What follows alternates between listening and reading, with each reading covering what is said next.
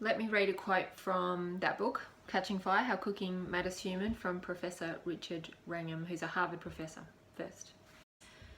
It says, to scientists, the idea that food enzymes contribute to digestion or cellular function in our bodies is nonsense, because these molecules are themselves digested in our stomachs and small intestines.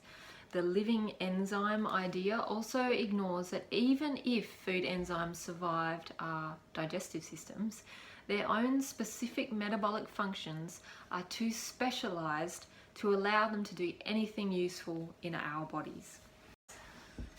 There we go. That kind of answers the question, but I'll answer it a little bit more.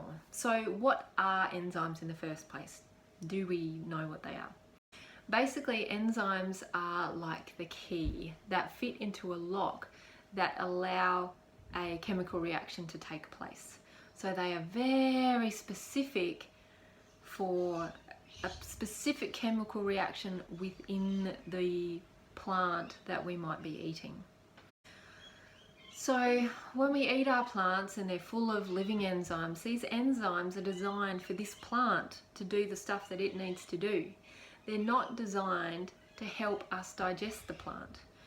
They're also very, very sensitive. So yes, some enzymes are destroyed in the cooking process, but our digestive system is a cooking process.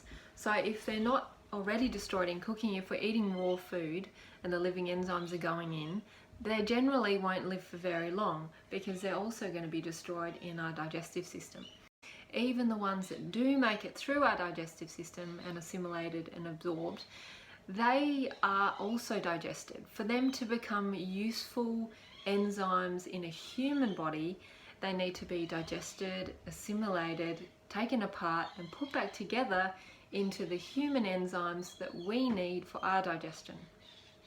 So, if our digestive fire or our Agni is imbalanced or impaired in some way, then we might not be producing all of the enzymes that we need to produce to have a ship-shape, wicked metabolic processes occurring in our body. This is a symptom of poor digestion or imbalanced digestion. If we start eating more raw foods, thinking, yay, I'm going to eat more living enzymes and it's going to improve my digestion, the opposite will take place, because raw foods are cold, dry, rough, and difficult to digest, absorb, and assimilate. So, because they're cold, dry, rough, not only are they impairing our digestive fire further by adding the quality of coldness and dryness, when what the qualities we want are warmth and slightly oily, they are also aggravating Vata, because Vata is cold, dry, and rough. And once Vata gets aggravated, again, the winds in our body flare up and we get the flame in the wind scenario. So, eating raw food when we have impaired digestion is the opposite of what we need to do. Instead, we need to eat warm, cooked foods which are going to support a strong digestive fire, clear out armour, and help those metabolic processes take place to produce the enzymes, the digestive enzymes, ourselves, for our own body that we need for our own digestion. Does that make sense? So the moral of the story is, if you love eating raw food, fruits, vegetables, that's cool, but you should not eat them all the time, particularly if your digestion is impaired. First, you must eat the warm, cooked, light, slightly oily, easy to digest food to help repair your digestion. Once your digestion is repaired, then you can start eating some more raw vegetables and fruits again and be able to digest them. We will talk a little bit more about veggie juices and smoothies a little bit later on, but I really wanted to address this living enzyme belief that a lot of raw fooders have, so that it made more sense for you. So I hope that helps. Again, if you want to know more, read that book, Catching Fire, How Cooking Made Us Human.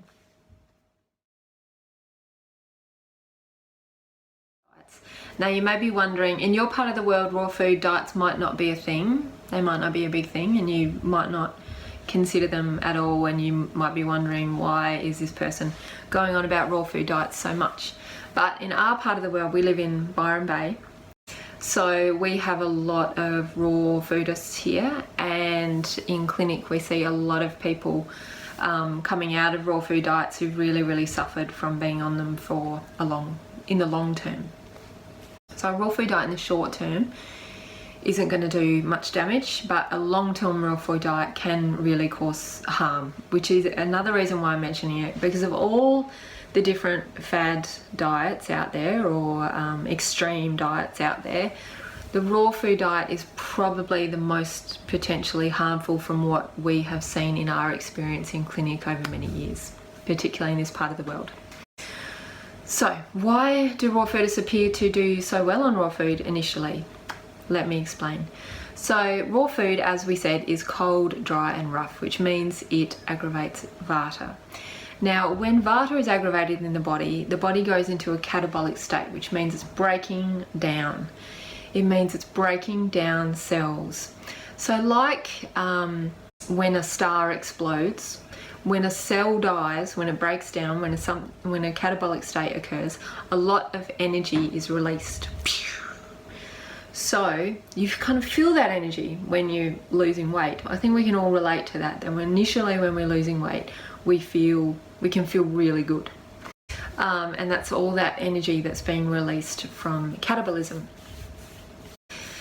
Also, raw food is full of prana, or it's very rich in life force. However, even though it nourishes prana, raw food does not nourish the tissues. It depletes the tissues, and it doesn't nourish another very important aspect of the body, which is called ojas. So prana is the subtle element of air in the body, whereas ojas is the subtle element of water in the body. We'll talk a lot more about this in later modules, so I won't go into it now. But basically you can think of ojas as the foundation of our immune system. It's much more than that.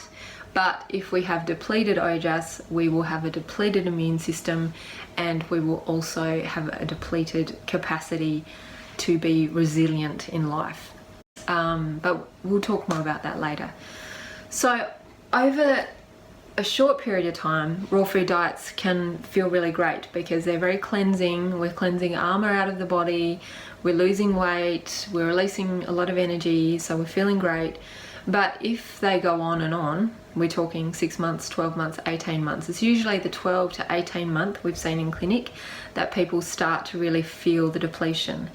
So the body is depleted not just in the fat tissue, but it starts to deplete the deeper tissues of the body. The muscle, the bone, the marrow, the nerve tissue all start to be depleted. Now this has been proven to some extent by, I'll mention him again, Professor Richard Wrangham. So he cites a few studies in his book, and I'll just read them. So he wrote, recent studies indicate that low bone mass in the backs and hips of raw foodists was caused by their raw food diet. And then he goes on to cite a study called the Gießen raw food study of female German raw foodists who had been eating raw food diets of a very high quality. They ate meat as well, so they weren't vegetarian and vegan. And after 3 to 5 years, over 50%, over half of them had developed amenorrhea, which means they stopped menstruating. So if we have depletion in the bone tissue, there are other studies that talk about dental caries or problems with the teeth, which is a subtissue of the bone. So bone tissue is a very deep tissue, and then the reproductive tissue is the deepest tissue in the body. So if we're seeing depletion in the bone tissue and the reproductive tissue, then we are talking about deep tissue depletion.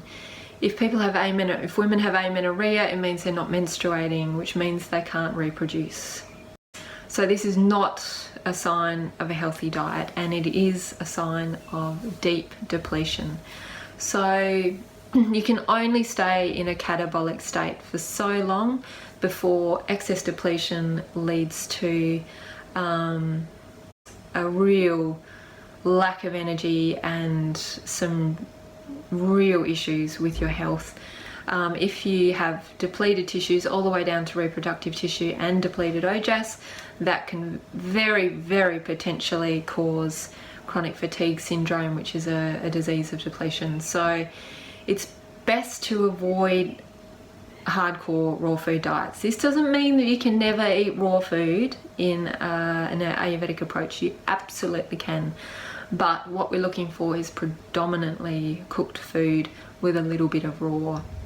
Usually on the side as like a side salad, or maybe a meal here, a meal there, particularly in hot weather when you're craving some cooling food anyway, and you might feel like a salad because it's a very hot day. That's totally fine, but we don't want to be hardcore 100% pure raw foodists, or you're going to cause some damage and depletion. I hope that makes sense.